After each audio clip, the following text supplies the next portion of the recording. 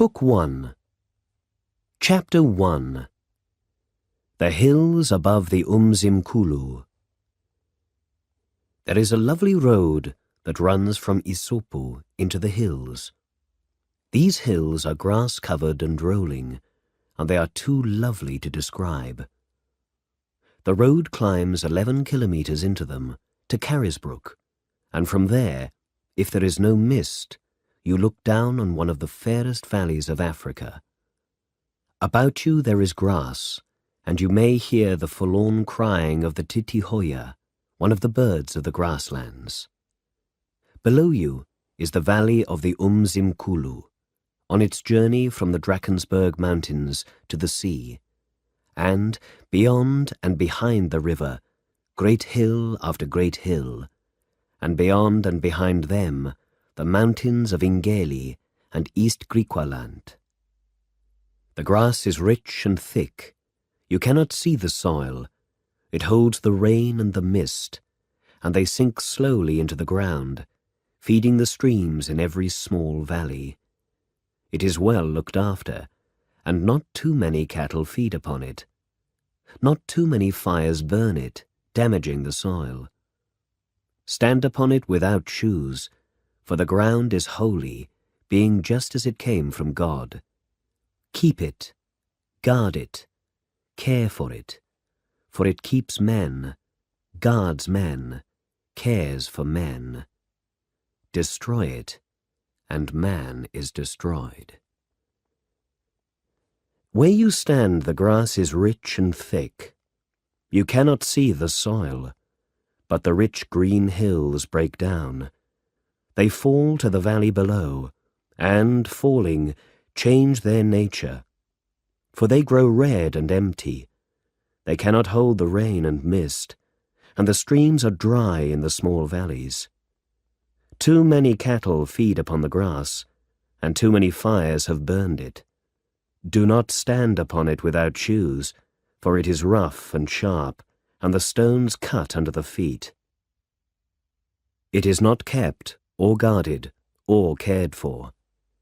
It no longer keeps men, guards men, cares for men.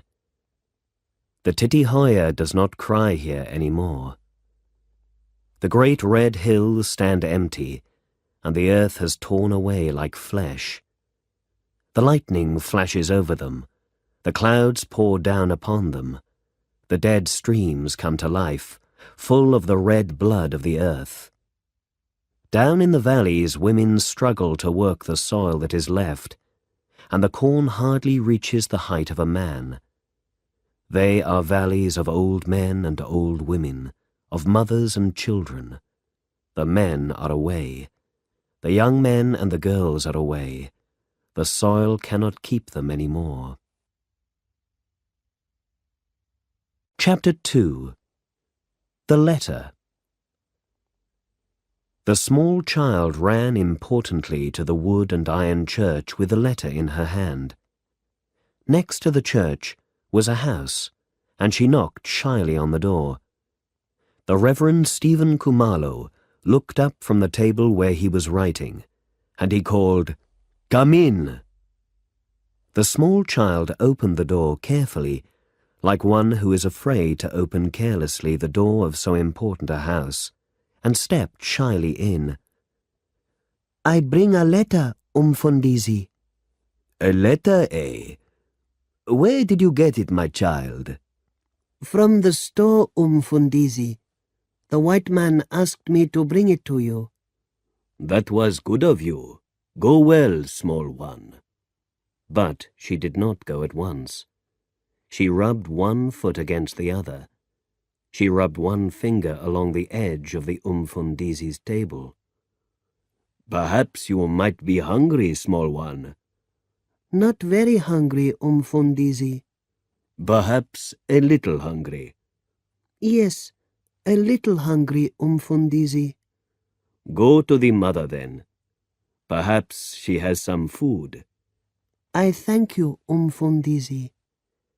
She walked delicately, as though her feet might do harm in so great a house with tables and chairs, and a clock, and a plant in a pot, and many books, more even than the books at the school. Khumalo looked at his letter. It was dirty. It had been in many hands, no doubt. It came from Johannesburg. Now, there in Johannesburg were many of his own people. His brother John, who was a carpenter, had gone there, and had a business of his own. His sister Gertrude, 25 years younger than he, and the child of his parents' old age, had gone there with her small son to look for the husband who had never come back from the mines. His only child, Absalom, had gone there to look for his aunt Gertrude, and he had never returned. And indeed, many other relatives were there, though none so near as these. It was hard to say from whom this letter came, for it was so long since any of these had written that one did not well remember their writing. He turned the letter over, but there was nothing to show from whom it came. He was unwilling to open it, for, once such a thing is opened, it cannot be shut again. He called to his wife, "Has the child gone?" She is eating, Stephen. "Let her eat, then. She brought a letter. Do you know anything about a letter?" How should I know, Stephen? "No, that I do not know. Look at it." She took the letter and felt it, but there was nothing in the touch of it to tell from whom it might be. She read out the address slowly and carefully. Reverend Stephen Khumalo, St. Mark's Church, Ndotsheni, Natal. She gathered up her courage and said, "It is not from our son." "No," he said, "it is not from our son." Perhaps it concerns him, she said. "Yes," he said, "that may be so." "It is not from Gertrude," she said. "Perhaps it is my brother John." "It is not from John," she said. They were silent, and she said, "How we desire such a letter, and when it comes, we fear to open it." "Who is afraid?" he said. "Open it." She opened it, slowly and carefully, for she did not open many letters. She spread it out open and read it slowly and carefully, so that he did not hear all that she said. "Read it out loud," he said. She read it, reading as a Zulu who reads English. The Mission House, Sophiatown, Johannesburg. September the 25th, 1946. My dear brother in Christ, I have had the experience of meeting a young woman here in Johannesburg. Her name is Gertrude Khumalo, and I understand she is the sister of the Reverend Stephen Khumalo, St. Mark's Church, Ndotsheni. This young woman is very sick, and therefore I ask you to come quickly to Johannesburg. Come to the Reverend Theophilus Msimangu, the Mission House, Sophiatown, and there I shall give you some advice. I shall also find a place for you to live, where the cost will not be very serious. I am, dear brother in Christ, yours faithfully, Theophilus Msimangu. They were both silent, till at long last she spoke. "Well, my husband." "Yes, what is it?" "This letter, Stephen. You have heard it now." "Yes, I have heard it. It is not an easy letter." "It is not an easy letter. What will you do?" "Has the child eaten?" She went to the kitchen and came back with the child. "Have you eaten, my child?" "Yes, Mfundisi." "Then go well, my child, and thank you for bringing the letter." "Stay well, Mfundisi. Stay well, mother." "Go well, my child."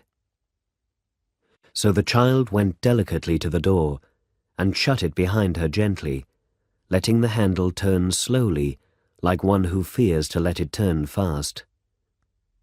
When the child had gone, she asked, "What will you do, Stephen?" "About what, my wife?" She said patiently to him, "About this letter, Stephen." He thought for a moment. "Bring me the St. Chad's money," he said. She went out and came back with a tin, of the kind in which they sell coffee, and this she gave to him. He held it in his hand, studying it, as though there might be some answer in it, till at last she said, "It must be done, Stephen." "How can I use it?" he said. "This money was to send Absalom to St. Chad's College." "Absalom will never go now to St. Chad's." "How can you say that?" he said sharply. "How can you say such a thing?" "He is in Johannesburg," she said wearily. "When people go to Johannesburg, they do not come back." "You have said it," he said. "It is said now. This money which was saved for that purpose will never be used for it. You have opened a door, and because you have opened it, we must go through, and God alone knows where we shall go." "It was not I who opened it," she said, hurt by his words. "It has a long time been open, but you would not see." "We had a son," he said with feeling. "Zulus have many children, but we had only one son. He went to Johannesburg, and as you said, when people go to Johannesburg, they do not come back. They do not go to St. Chad's to learn that knowledge without which no black man can live. They go to Johannesburg, and there they are lost, and no one hears of them at all. And this money—" "You are hurting yourself," she said. "Hurting myself? Hurting myself? I do not hurt myself. It is they who are hurting me. My own son, my own sister, my own brother. They go away, and they do not write any more. Perhaps it does not seem to them that we suffer. Perhaps they do not care." His voice rose into loud and angry words, till she cried out at him, "You are hurting me also." He came to himself, and said to her quietly, "That I may not do." He held out the tin to her. "Open it," he said. With shaking hands, she took the tin and opened it. She emptied it out over the table, some old and dirty notes, and a flood of small change. She counted it slowly. £12, 5 shillings, and 7 pence. "I shall take," he said, £8, and the shillings and pence." "Take it all, Stephen. There may be doctors, hospitals, other troubles. Take it all. And take the post office book. There is £10 in it. You must take that also." "I have been saving that for your oven," he said. "That cannot be helped," she said. "And that other money, though we saved it for St. Chad's, I had meant it for your new black clothes, and a new black hat, and new white collars." "That cannot be helped either. Let me see. I shall go." "Tomorrow," she said, "from Carisbrook." He rose heavily to his feet, and went and stood before her. "I am sorry I hurt you," he said. "I shall go and pray in the church." He went out of the door, and she watched him through the little window, walking slowly to the door of the church. Then she sat down at his table, and put her head on it, and was silent, with the patient suffering of black women, with the suffering of working animals, with the suffering of any that are mute. All roads lead to Johannesburg. Through the long nights the trains pass to Johannesburg. The lights of the moving coach fall on the grass and the stones of a country that sleeps. happy the eyes that can close. Chapter 3.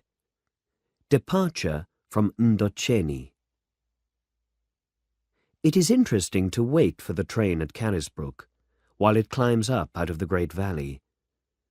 Those who know can tell you with each whistle where it is, at what road, what farm, what river. But though Stephen Khumalo has been there a full hour before he needs, he does not listen to these things. This is a long way to go, and a lot of money to pay. And who knows how sick his sister may be, and what money that may cost. And if he has to bring her back, what will that cost too?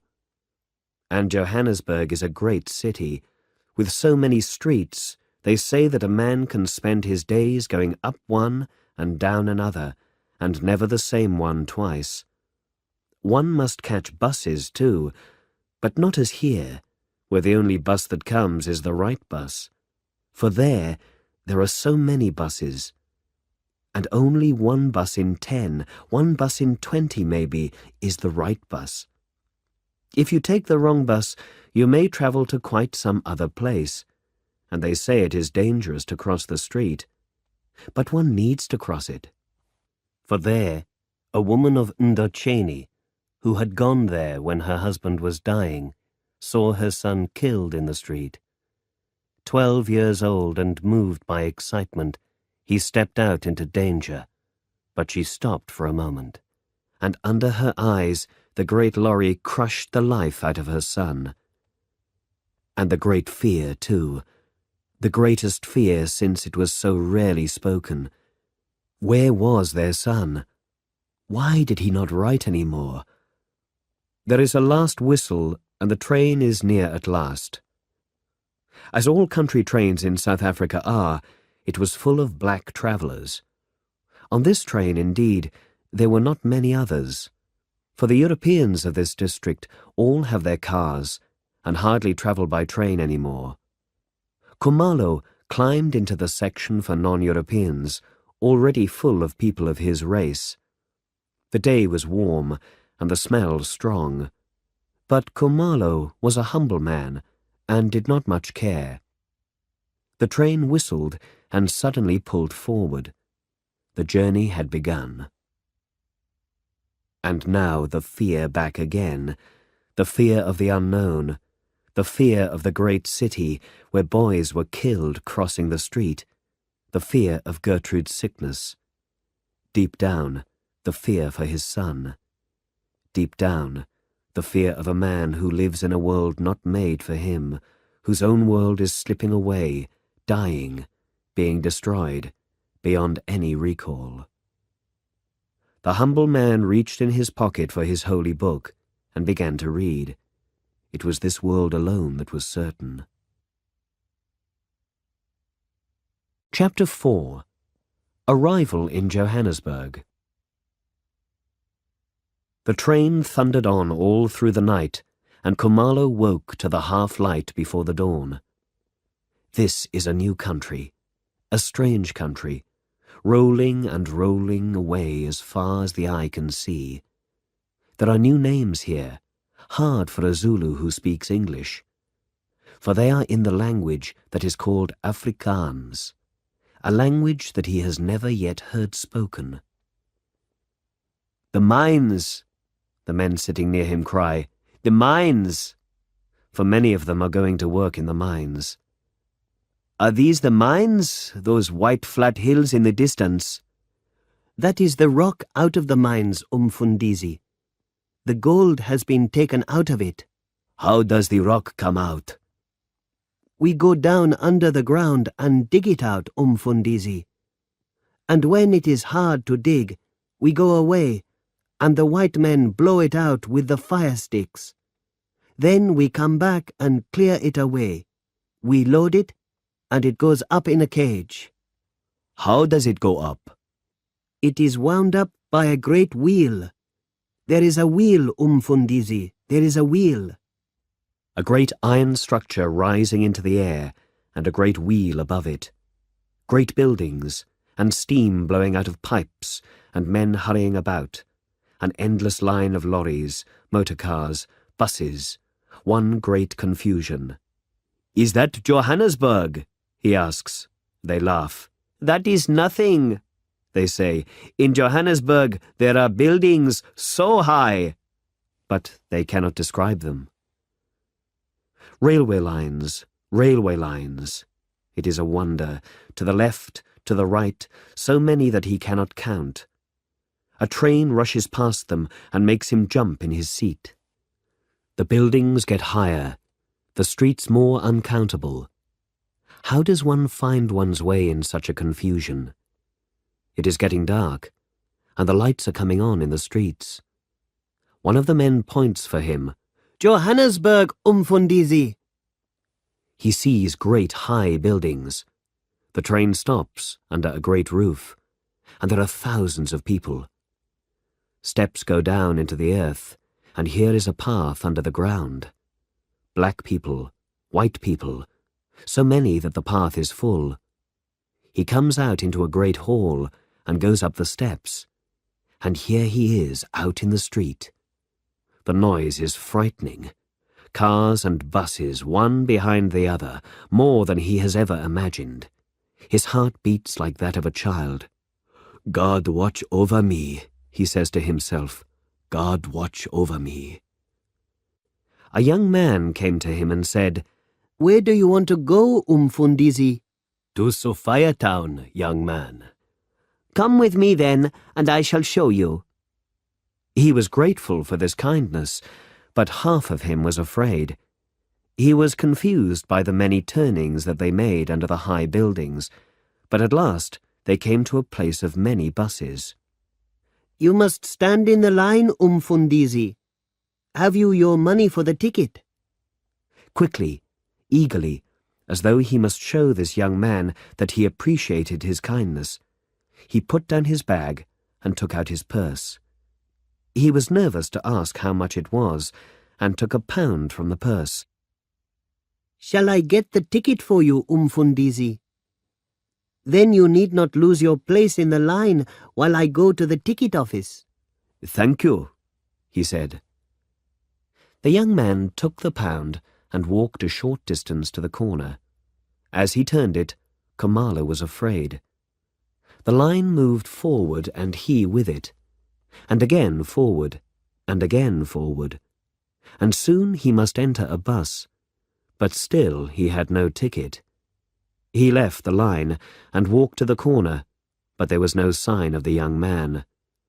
He sought courage to speak to someone, and went to an elderly man, decently and cleanly dressed. "Where is the ticket office, my friend?" "What ticket office, Umfundisi?" "For the ticket for the bus." "You get your ticket on the bus. There is no ticket office." The man looked a decent man, and the priest spoke to him respectfully. "I gave £1 to a young man," he said, "and he told me he would get my ticket at the ticket office." "You have been cheated, Umfundisi. Can you see the young man?" "No, you will not see him again. Look, come with me. Where are you going? Sophia Town?" "Yes, Sophia Town. To the mission house." "Oh yes, I know it well. I shall come with you myself. Do you know the Reverend Umsimangu?" "Indeed, I have a letter from him." They again took the last place in the line, and in time they took their places in the bus. They got off at a small street and walked a great distance until at last they stopped before a house with lights on and knocked. The door was opened by a tall young man in priest's dress. "Mr. Msimangu, I bring a friend to you, the Reverend Kumalo from Ndocheni." Come in, my friends. Mr. Kumalo, I am glad to greet you. You are no doubt hungry, Mr. Kumalo. Mr. Mafolo, will you stay for some food?" But Mr. Mafolo would not wait. The door shut after him, and Khumalo settled himself in a big chair. The room was light. The great confusing town was shut out, and Khumalo was thankful. The long journey to Johannesburg was over, and he had taken a liking to this young, confident man. In good time, no doubt, they would come to discuss the reason for his journey. For the moment, it was enough to feel welcome and secure. Chapter 5. Welcome at the Mission House. I have a place for you to sleep, my friend, in the house of an old woman, a Mrs. Lithebi, who is a good member of our church. It is cheap there, and you can have your meals with us here in the mission. They went into a room where a table was laid, and there he met many priests, both black and white, and they sat down after a prayer and ate together. He sat next to a young, rosy-cheeked priest from England, who asked him where he came from and what it was like there. And another black priest cried out, I am also from Isopo. My father and mother are still alive there. How is it there? And he told them all about these places, of the great hills and valleys of that far country, and the love of them must have been in his voice, for they were all silent and listened to him.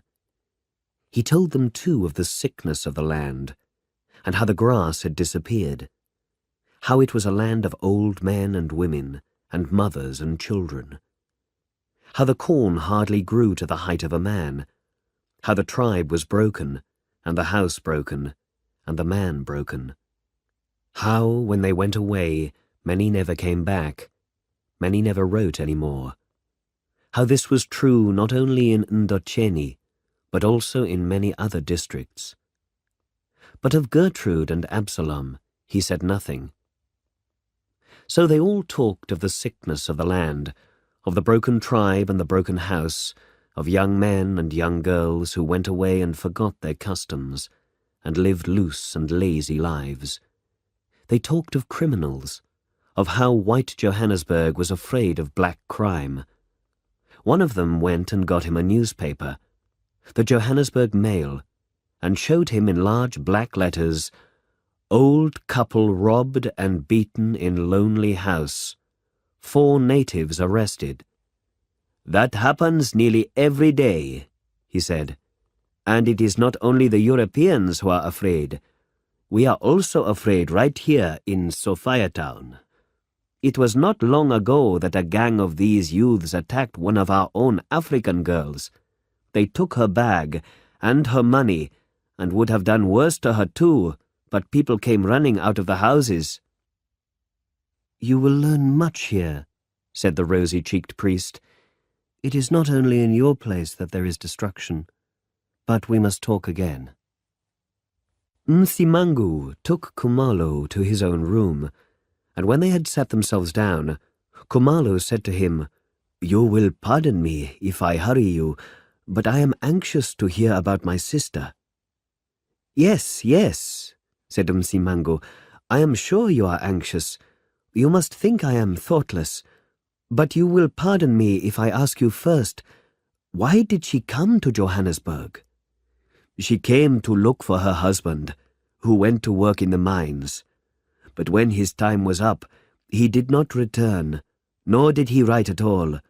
She did not know if he were dead, perhaps. So she took her small child and went to look for him. Then, because Msimangu did not speak, he asked anxiously, Is she very sick? Msimangu said seriously, Yes, she is very sick. But it is not that kind of sickness, it is another, a worse kind of sickness. I sent for you firstly because she is a woman that is alone, and secondly because her brother is a priest. I do not know if she ever found her husband, but she has no husband now. It would be truer to say that she has many husbands. Khumalo said, My God, oh my God. She lives in Claremont, not far from here. It is one of the worst places in Johannesburg. After the police have been there, you can see the liquor running in the streets. You can smell it. You can smell nothing else, wherever you go in that place. This is bad liquor here, made strong with all manner of things that our people have never used. And that is her work. She makes and sells it. I shall hide nothing from you, though it is painful for me. These women sleep with any man for their price. A man has been killed at her place. They bet and drink and fight. She has been in prison more than once. He leant back in his chair and moved a book forward and backwards on the table. "This is terrible news for you," he said.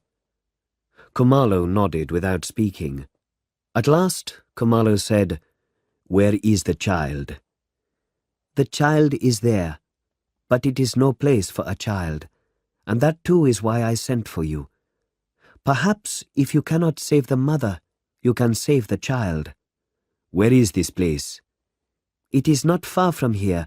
I shall take you tomorrow." "I have another great sorrow." But then he tried to speak and could not. So Msimango said to him, "Take your time, my brother." "It is not easy. It is our greatest sorrow." "A son, maybe, or a daughter?" "It is a son. Absalom was his name. He too went away to look for my sister, but he never returned, nor after a while did he write any more.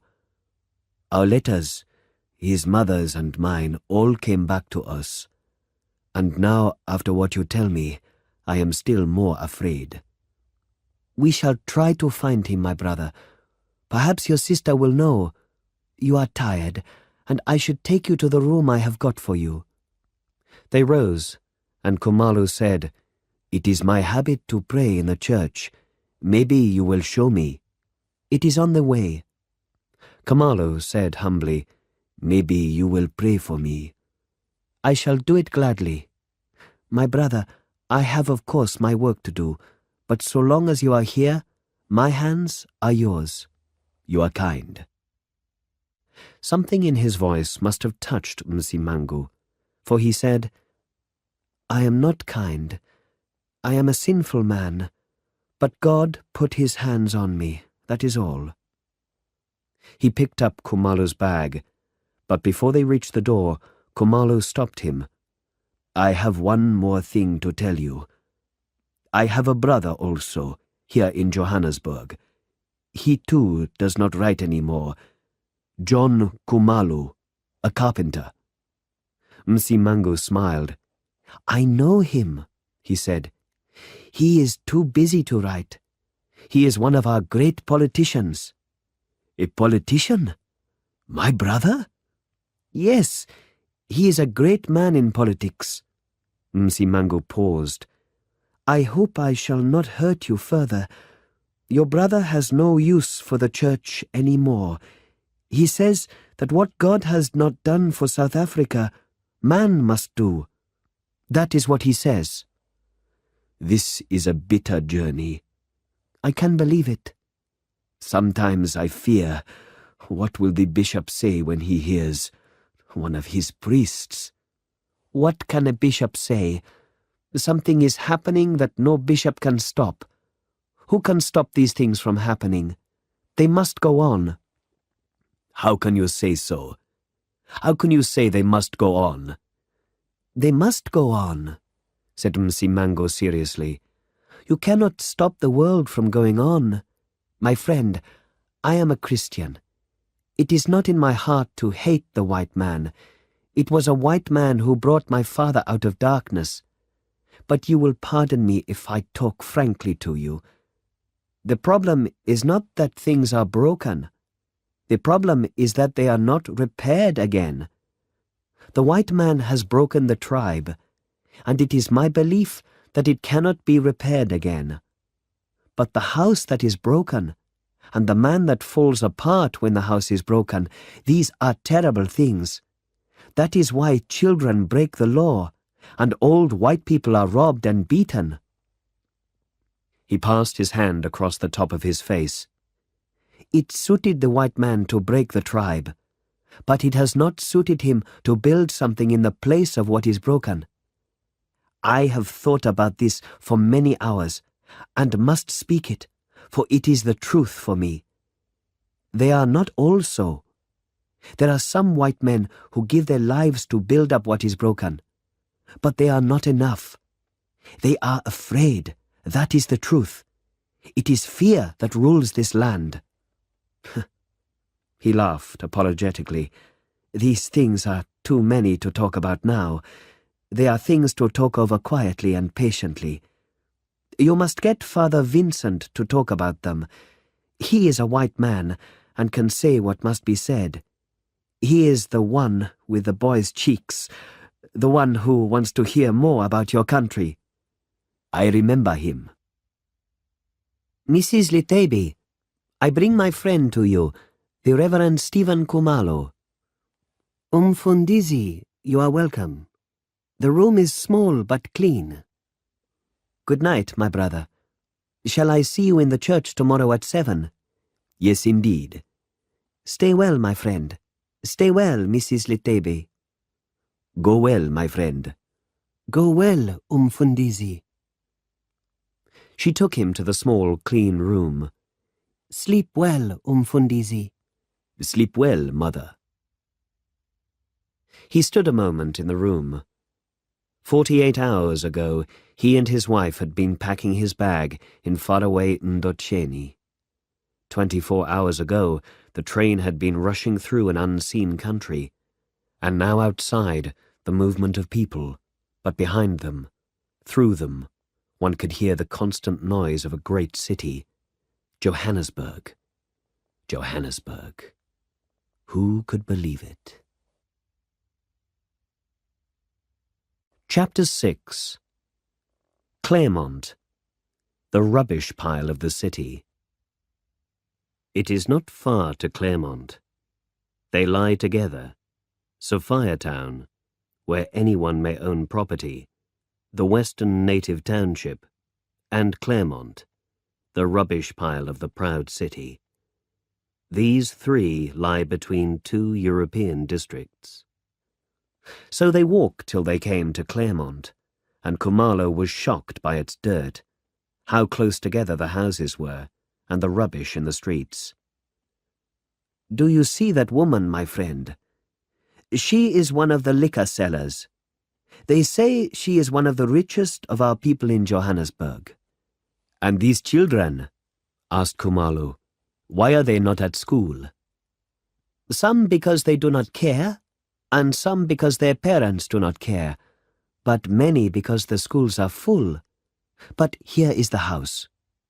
Will you go in alone?" "It would be better." "When you are ready, you will find me next door. There is a woman of our church there, a good woman who tries with her husband to bring up good children, but it is hard in this place." Kumalo stands alone before the door. There is laughter in the house, the kind of laughter of which one is afraid. Perhaps because one is afraid already. Perhaps because it is in truth bad laughter. A woman's voice and men's voices. But he knocks, and she opens. "It is I, my sister." Have no doubt it is fear in her eyes. She steps back, and makes no move towards him. She turns and says something that he cannot hear. Chairs are moved, and other things are taken. She turns to him. "I am making ready, my brother."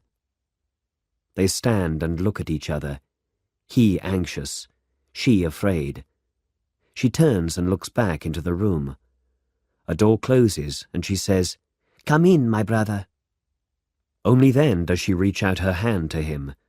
It is cold and wet. There is no life in it. They sit down. She is silent upon her chair. "I have come," he said. "It is good." "You did not write?" "No, I did not write." Where is your husband?" "I have not found him, my brother." "But you did not write." "That is true, indeed." "Did you not know we were anxious?" "I had no money to write." "Not 2 pence for a stamp?" She does not answer him. She does not look at him. "But I hear you are rich." "I am not rich." "I hear you have been in prison." "That is true, indeed." "Was it for liquor?"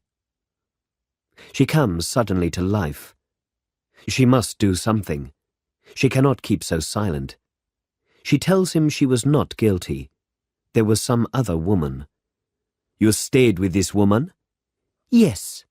"Why did you stay with such a woman?" "I had no other place." "And you helped her with her trade?" "I had to have money for the child." "Where is the child?" She looks round. She gets up and goes to the yard. She calls, but the voice that was once so sweet has a new quality in it, the quality of the laughter that he heard in the house. She is revealing herself to him. "I have sent for the child," she says. "Where is it?" "It shall be fetched," she says. Her eyes show she is uncomfortable. The anger rises up in him. "Where shall I sleep?" he asks. The fear in her eyes is clear. Now she will reveal herself, but his anger masters him, and he does not wait for it. "You have shamed us," he says in a low voice. "A liquor seller, a woman of the streets, with a child, and you do not know where it is. Your brother a priest. How could you do this to us?" She looks at him. "I have come to take you back." She falls on the floor and cries. Her cries become louder and louder. She has no shame. "They will hear us," he says, and she tries to control her crying. "Do you wish to come back?" She nods her head. "I do not like Johannesburg," she says. "I am sick here. The child is sick also." "Do you wish with your heart to come back?" She nods her head again. She cries too. "I do not like Johannesburg," she says. She looks at him helplessly, and his heart beats faster with hope. "I am a bad woman, my brother. I do not deserve to go back." His eyes fill with tears. His deep gentleness returns to him. "God forgives us," he says. "Who am I not to forgive? Let us pray." They knelt down, and he prayed. Then, peacefully, they sat hand in hand. "And now I ask for your help," he said. "Our child, have you not heard of him?" "I did hear of him, brother. He was working at some big place in Johannesburg, and he lived in Sophia town, but where, I am not sure. But I know who will know. The son of our brother John and your son were often together. He will know." "I shall go there. And now, my sister, I must see if Mrs. Lithaby has a room for you. Have you many things?" "Not many. This table and those chairs and a bed, and a few dishes and pots, that is all." "I shall find someone to fetch them. You will be ready?" "My brother, here is the child." Into the room came a little boy, his sister's son. His clothes were dirty, and his nose was dirty, and he put his finger in his mouth, and looked at his uncle out of wide eyes. Kumalo lifted him up, and wiped his nose clean, and kissed him. "It will be better for the child," he said. "He will go to a place where the wind blows, and where there is a school for him." "It will be better," she agreed. "I must go," he said. "There is much to do." He fetched her with a lorry that afternoon, while a crowd of interested neighbours discussed the affair loudly and openly. He was glad when the lorry was loaded and they left. Mrs. Lithaby showed them their room, and gave the mother and child their food. And that night they held prayers, Kumalo, Mrs. Lithaby, and Gertrude. Khumalo himself was light-hearted like a boy, more so than he had been for years. One day in Johannesburg, and already the tribe was being brought together again, the house and the soul restored. Chapter 7. John Khumalo. Gertrude's dress, even though she might once have been rich, was dirty, and made him ashamed. Although his money was little, he bought her a red dress, also a shirt and a pair of short trousers for the boy. In his pocket was his post office book, and there was £10 there that he and his wife were saving to buy the oven, for that, like any other woman, she had long been wanting to have. To save £10 from a salary of £8 a month takes much patience and time, especially for a priest, who must dress in good black clothes. It was a pity about the £10, but it would sooner or later have to be broken into. Strange that she had saved nothing from her sad employment, which brought in much money, it was said. Gertrude was helping Mrs. Litheby in the house, and he could hear her singing a little. The small boy was playing in the yard. The sun was shining, and even in this great city there were birds singing. But there was Msimangu coming up the street, so Khumalo put aside the letter he was writing to his wife. "Are you ready, my friend?" "Yes, I am ready." They walked up the street, and down another, and up yet another. It was true what they said, that you could go up one street and down another till the end of your days, and never walk the same one twice. "Here is your brother's shop. You see his name. Shall I come with you?" "Yes, I think it would be right." His brother John was sitting there in a chair, talking to two other men. He had grown fat, and sat with his hands on his knees like a chief. His brother he did not recognize, for the light from the street was on the backs of his visitors. "Good morning, my brother." "Good morning, sir." "Good morning, my own brother, son of our mother." John Khumalo looked closely at him, and stood up with a great welcoming smile. "My own brother? Well, well, who can believe? What are you doing in Johannesburg?" Khumalo looked at the visitors. "I came on business," he said. "I am sure my friends will excuse us." The two men rose, and they all said stay well and go well. "Do you know the Reverend Msimangu, my brother?" "Well, well, everybody knows the Reverend Msimangu. Sit down, gentlemen. I think we must have some tea." He went to the door and called into the place behind. "Is your wife Esther well, my brother?" John Khumalo smiled his friendly, knowing smile. "My wife Esther has left me these 10 years, my brother." "And have you married again?" "Well, well, not what the church calls married, you know, but she is a good woman." "You wrote nothing of this, brother." "No, how could I write? You people in Ndocheni do not understand the way life is in Johannesburg. I thought it better not to write." "But I do not understand. How is life different in Johannesburg?" "Well, that is difficult. Do you mind if I speak in English? I can explain these things better in English." "Speak in English then, brother." "You see, I have had an experience here in Johannesburg. It is not like Ndocheni. One must live here to understand it." He looked at his brother.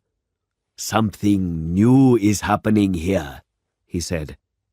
He did not sit down, but began to speak in a strange voice, and he walked about. "Down in Ndocheni, I am nobody, just as you are nobody, my brother. I am subject to the chief, who is an uneducated man. I must show respect to him, but he is an uneducated man. Here in Johannesburg, I am a man of some importance, of some influence. I have my own business, and when it is good, I can make 10, 12 pounds a week.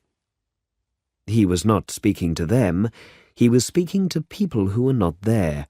I do not say we are free here. I do not say we are free as men should be. But at least I am free of the chief. At least I am free of an old and foolish man who is nothing but a white man's dog. He is a trick to hold together something that the white man desires to hold together. He smiled his knowing smile, and for a moment spoke directly to his visitors. But it is not being held together, he said. It is breaking apart, your tribal society. It is here in Johannesburg that the new society is being built. Something is happening here, my brother. He paused for a moment. Then he said, I do not wish to offend you, gentlemen, but the church, too, is like the chief. You must do so and so and so. You are not free to have an experience. A man must be faithful and obedient, and he must obey the laws, whatever the laws may be. It is true that the church speaks with a fine voice, and that the bishops speak against the laws. But this they have been doing for 50 years, and things get worse, not better. His voice grew louder, and he was again talking to people who were not there. Here in Johannesburg, it is the mines, he said. Everything is the mines. These high buildings, this beautiful city with its beautiful houses, all this is built with the gold from the mines. This beautiful hospital for Europeans is built with the gold from the mines. There was a change in his voice. It became louder, like the voice of a bull or a lion. Go to our hospital, he said, and see our people lying on the floors. They lie so close you cannot step over them. But it is they who dig the gold. For 3 shillings a day. We come from our tribes from all over South Africa. We live in the compounds. We must leave our wives and families behind. And when the new gold is found, it is not we who will get more for our labor. It is the white men who will become rich. They go mad when new gold is found. They bring more of us to live in the compounds, to dig under the ground for 3 shillings a day. They do not think, here is a chance to pay more for our labor. They only think, here is a chance to build a bigger house and buy a bigger car. It is important to find gold, they say, for all South Africa is built on the mines. His voice grew deep. It was like thunder that was rolling. But it is not built on the mines, he said. It is built on our backs, on our hard work. Every factory, every theater, every beautiful house, they are all built by us. And what does a chief know about that? But here, in Johannesburg, they know. He stopped and was silent. And his visitors were silent also, for there was something in this voice that forced one to be silent. And Stephen Khumalo sat silent, for this was a new brother that he saw. John Khumalo looked at him. The bishop says it is wrong, he said, but he lives in a big house, and his white priests get 4, 5, 6 times what you get, my brother. He sat down and took out a large red cloth to wipe his face. That is my experience, he said. That is why I no longer go to church. And that is why you do not write any more? Well, it could be the reason. That and your wife Esther? Yes, both perhaps. It is hard to explain in a letter. Our customs are different here. And Msimango said, Are there any customs here? John Khumalo looked at him. "There is a new thing growing here," he said. "Stronger than any church or chief. You will see it one day." "And your wife? Why did she leave?" "Well, well," said John Khumalo with his knowing smile. "She did not understand my experience." "You mean," said Msimango coldly, "that she believed in being faithful?" John looked at him suspiciously. "Faithful?" he said. The anger showed on his great bull neck, and who knows what words might have been spoken, but Stephen Khumalo was quick to interrupt. "Here is the tea, my brother. That is kind of you." The woman was not introduced, but took round the tea quietly. When she had gone, Khumalo spoke to his brother. "I have listened carefully to you. Much of what you say makes me sad. Partly because of the way you say it, and partly because much of it is true. And now I have something to ask you. But I must tell you first that Gertrude is with me here. She is coming back to Ndocheni." "Well, well, I shall not say it is a bad thing. Johannesburg is not a place for a woman alone. I myself tried to persuade her, but she did not agree. So we did not meet any more." "And now I must ask you, where is my son?" John looked a little uncomfortable. He took out his cloth again. "Well, you have heard, no doubt, he was friendly with my son. Well, you know how these young men are. You see, my son did not agree well with his second mother. Many times I tried to arrange matters, but I did not succeed. So he said he would leave. He had good work, so I did not stop him. And your son went with him." "Where, my brother?" "I do not know exactly, but I heard that they had a room in Alexandra." "Now, wait a minute. They were both working for a factory. I remember, the Doornfontein Company in Krause Street." They said their goodbyes and went out into the street. "Ha! There you have it," said Msimango. "He is a big man in this place, your brother. His shop is always full of men, talking as you have heard. But they say you must hear him at a meeting, he and Dubala. They say he speaks like a bull and makes noises in his throat like a lion, and could make men mad if he wanted to. But for that they say he has not enough courage, for he would surely be sent to prison. I shall tell you one thing," Msimango continued, "because the white man has power. We too want power. But I see only one hope for our country, and that is when white men and black men, desiring neither power nor money, but desiring only the good of their country, come together to work for it. And I have one great fear in my heart, that one day, when the white man has turned to loving, he will find we have turned to hating. But this is not the way to get to Doornfontein," he said. "Come, let us hurry."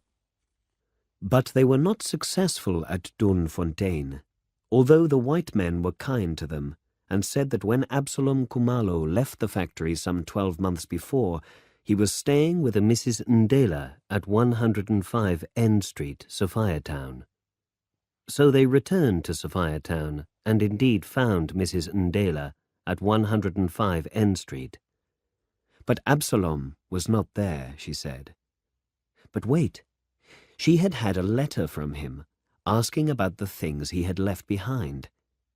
And while she was searching in a box of papers for the letter, Msimango saw her stop in her search for a moment, and look at Khumalo, half questioningly and half with pity. At last she found the letter, and she showed them the address.